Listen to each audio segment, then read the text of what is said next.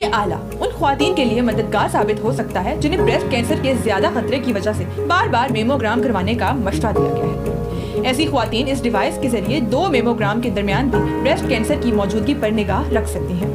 یاد رہے کہ میموگرام بریسٹ کینسر کا پتہ لگانے کا سب سے عام طریقہ ہے۔ اس میں بریسٹ کے ایکس ریز کے ذریعے اندر بننے والی لمپس کا پتہ لگایا جاتا ہے۔ عالمی ادارہ صحت کے مطابق سال 2020 میں 23 لاکھ خواتین میں بریسٹ کینسر کی تشخیص ہوئی اور 6,85,000 اس مرض میں جان کی بازی ہار گئی۔